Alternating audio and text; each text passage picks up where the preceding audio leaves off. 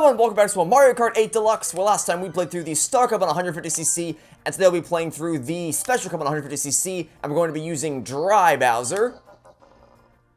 And we also unlocked a new ATV last time, and what is that? Well, how's that for perfect timing? We're going to be using the Bone Rattler as Dry Bowser. The universe has smiled down upon me today. We got very lucky with the card we're going to unlock, and we're going to use, actually, you know what, we've used all the wheels. Let's use a special kind of wheel. Let's use something that we think of monster wheels. Let's use the hot monster wheels to really fit this. Yeah, there we go. Now we're rocking in style. And we'll use the Bowser Kite just because we're going to go for the full, since we've been given the Bowser, the Bone Rattler, let's really complete the look here with the Bowser Kite. Here are the stats, and once again, we're going to make sure that Smart Super and Auto Acceleration are indeed disabled. And so without further ado, let's dive into the Special Cup on 150cc. Let's do this.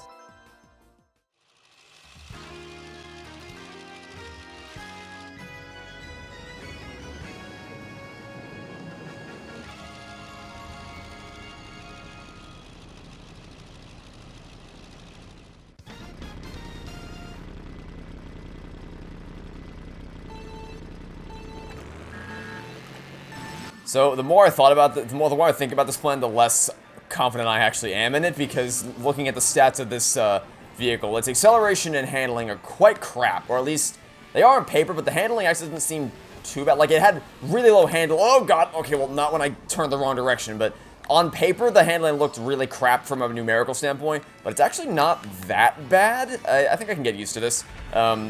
But you know, I just wanted, since we'd already been given the Bone Rattler, I figured I'd complete the look with making it look as decked out as it possibly could be. Okay. Oh, okay. So handling coming out of a, oh, actually acceleration's not too bad either. Acceleration's honestly not that bad. Honestly, this could be fine. I think we'll be just fine with this. You can take that red shell, buddy. Thank you very much. Actually, no, I'm not risking that. So the handling isn't too bad, and I stand by that, but it's also not great. So I'm not gonna risk the super insane shortcuts when we're dealing with this kind of handling. I'm gonna go for the oh lord, that was close. I'm gonna go for the easy ones like that one, but even that, it doesn't turn very well. Like, on taking these turns is fine, but like slight moves like that, like these kinds of slight turns, case in point, not very good. Acceleration is fine. Like, I'd say, I wouldn't say the handling and acceleration are particularly bad. They're just not ideal. They're like middle of the road. They could be a lot better than they are. Like this. Oh, turning is a slog coming out of these boost ramps. It is a real slog. Oh, that was close. Okay.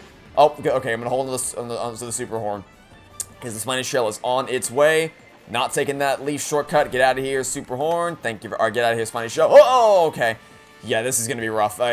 Maybe going for purely aesthetic looks for this wasn't the best idea in the world. I mean, I haven't really gone for strictly stat. Like, I've been picking the car parts, or I've been picking the cars, wheels, and gliders based purely on just what do we unlock next and what's next in line. I haven't really been concerned about stats too much, but this might have been going a little bit overboard. This might be a bit more than I can chew. This could prove problematic. Specifically, I'm just thinking of Rainbow Road. I'm just thinking of when we get to Rainbow, because we're in 150cc now, so this is the Major Leagues. At least, well, Major League's like 200cc, but this is at least the beginning of the Major Leagues. Oh, this is going to be pain.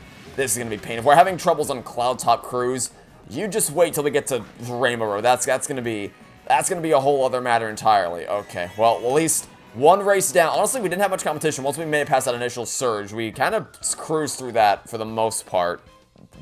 We'll see. We'll see what happens when we get to the later races, though.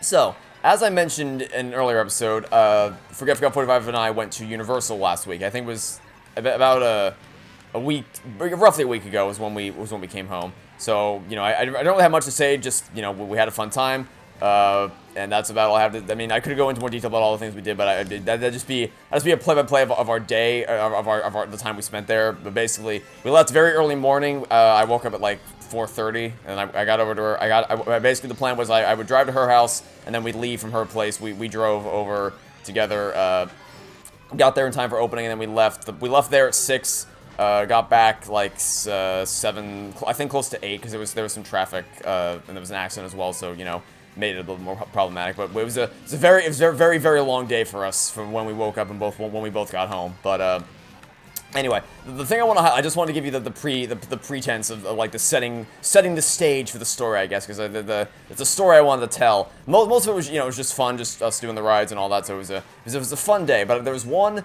thing in particular that I want to bring up that I figure is worthy of mentioning on the LP. And thank you for all the shell. Oh, okay. I guess the invincibility frames from the last shell saved me from being screwed over by the spiny shell. Also, I don't think I've taken that lower path. I'm gonna take the lower path next time just to show it off. I don't think I've shown it off yet. Anyway, so let's actually get the story started, shall we? Also, I don't think I have enough. Yes, still, even on 150cc, we still don't have enough speed to make it up to that upper ledge. We'll try again on mirror, maybe 200cc. We'll try if we can make it up there. Anyway, time to find a little story. So the way Universal works is almost all their rides you need to rent a locker for, which I think is really scummy. I much prefer how with Disney's rides, there's always a place on the ride itself where you can actually store your either like on the ride vehicle or in a separate place. You can store your bags so that you don't have to rent a locker and spend extra money on the already incredibly expensive vacation that you're going on. But Universal's like, nah, give us more money. So the way they do it is almost every ride, with very few exceptions, you have to rent a locker. And technically, you might say, oh, well, they do have free lockers. Yeah, they have free lockers that are wide and tall enough to store potentially maybe one wallet and a very small purse, possibly. But the average person's bag is not fitting in a small locker. Also, I think we might lose this race because I got hit by a few too many things. So this is going to be close. I'll finish the story in the next race, but I got to focus on getting around this corner. Don't hit that banana. And stay away from me. Nice. Okay. Whew. That could have gone a lot worse than it did. Anyway, yeah, so there's lockers you have to rent for every single ride, and I don't like that. I think it's very scummy that because you have to pay for every single locker you rent. It's not. It'd be one thing if it was like a one-day pass and you can just keep reusing pay once and then you can rent a locker at every attraction for the rest of the day. That'd be one thing. No, yeah, you have to rent a locker at. I'll just talk in the next race.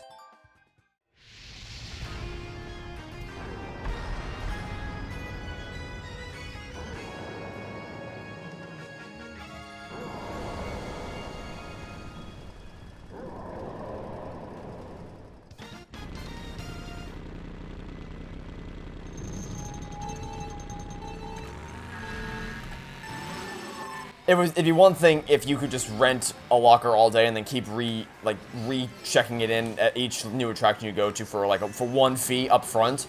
But no, you have to pay for each attraction you go to. You have to re-rent a new locker for an additional charge, which is very frustrating. And it's just a very anti-consumer mindset. It's like, hey, give us more money, please. So that's annoying to deal with. But that's just to set the stage for those of you who haven't been to Universal and you don't know how the locker system works. Because the way it works is you scan your park ticket on the machine, and then you pay with credit card or cash or whatever, and then it gives you a locker, and it's one-time use. So it'll open up the locker for you, and then you put all your stuff inside. So whatever bag you want to put in there, you put it in, and then it shuts forever. Or sorry, it doesn't shut forever. It shuts, and it gives you. I think what it does is it calculates the current wait time, gives a very generous. I don't know if it doubles wait time, but I think it gives a very generous. Also, how's that for perfect time with the Super Horn? It's a very generous extension of the time to allow you to, like in case the ride breaks down or something, it'll extend the times for you to be able to have enough time to come back and get your stuff out of the locker before it expires.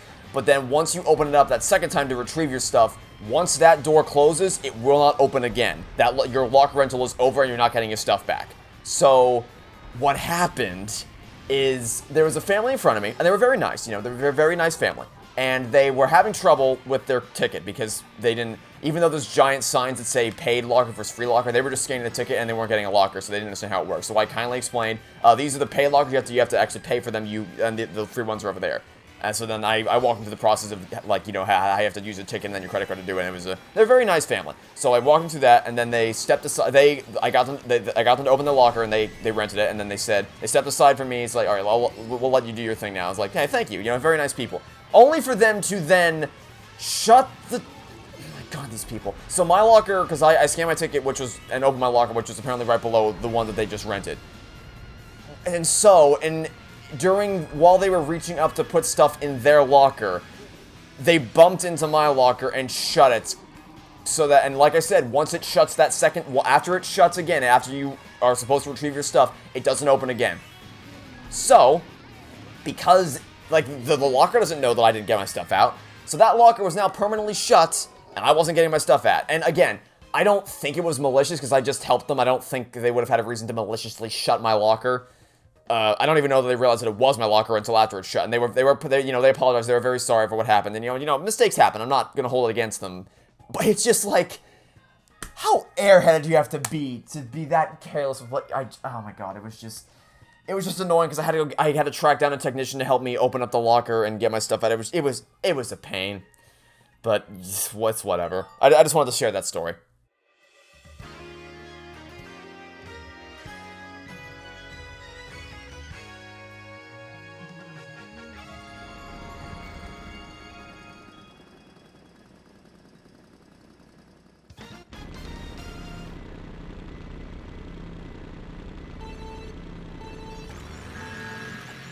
Now, that's not nearly as bad, mind you, as the people who or not intentionally, but, because, like, you know, maybe, it may not be, like, I say how airheaded you have to be, but it may not have been, it may literally have just been, you know, they made a mistake, they accidentally bumped into it, and it happens, it's fine, it's whatever. I find the story annoying and humorous, but it's not like I don't hate them as people now because of what happened, right? It's just an honest mistake. But then there's the people, and I witnessed this happen, by the way. We were at the Men in Black ride, and there was a family in front of me, and the mom rented a locker for her. I think it was 2 or 3 kids. I wasn't counting, but there was more than there were at least 2, if not 3.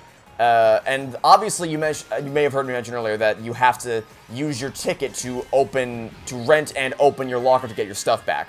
So meaning, if you lock your ticket inside the locker, you're kind of out of luck in that case. So, what happened, naturally? How many shells? Okay, that one, I got lucky with that one, but how many shells do you have? What happened? Hey there, Luigi, where'd you come from? Oh, good Lord Almighty. What happened is, I walked up to the locker to go to the kiosk to rent my thing, as I watched the mother of these kids shut the locker, and then the kids scream out a second later, "Mom, you locked our ticket you locked the ticket inside the locker." And I had to stifle, like, I had the immediate urge to just bury my head in my hands and just sigh dramatically, but it's like, I wasn't gonna be an asshole about it. I was just waiting patiently for them to, you know, step aside so I can, go rent my locker. And then the kids were telling the mom, like, "Hey, can you get out of the way? This man's trying to get to a locker." It's like, hey, these kids are nice. The kids didn't do anything wrong. They're just like, you know, they wanted to go on the ride. And then their mom was like, "Oh, well, I guess I better lock my ticket inside the locker." Big brain plays and all that. But then the funniest part was that after because you have to, I went to the kiosk to actually rent the locker, and then I have to actually move over to where the locker opens so I can put my stuff in. The first time, the kids told the mom, "Can you move out of the way so that this man can get to his stuff?" The second time, when I had to move over to the locker, to which they migrated from standing in front of the kiosk to standing in front of where my locker opened. And the second time when I went over to the locker waiting for them to move out of the way, it was the mom that yelled at the kids saying, "Get out of the way, the man's trying to get to the locker." I'm like, 2 seconds ago, you were standing right in front of the kiosk. How are you putting this on the kids? I don't know. It was a day. We had a blast. We had a lot of fun. We rode we rode everything that we possibly could. You know, we rode the new Velocicoaster. We rode the Hagrid's ride. We rode everything we could. We had an absolute blast. But it was, you know, just some fun stories to share from our trip last week. It was an interesting time, to say the least. And also, the handling for the car didn't actually screw us over all that badly on Rainbow Road, so that's pretty neat. Anyway, let's go view the results.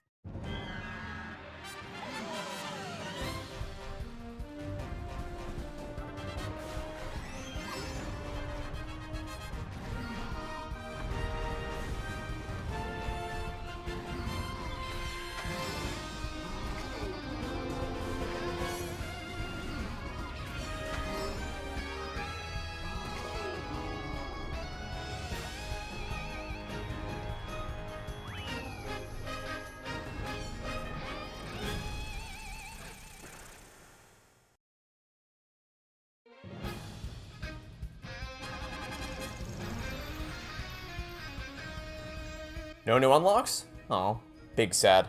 Alright, well, I guess we didn't unlock anything this time, but we'll hopefully unlock something next time. Anyway, that will be it for this video, and we're going to skip the credits, of course. So, thank you for watching. Stay tuned for next time, and I hope to catch you all tomorrow for some more Mario Kart 8 Deluxe.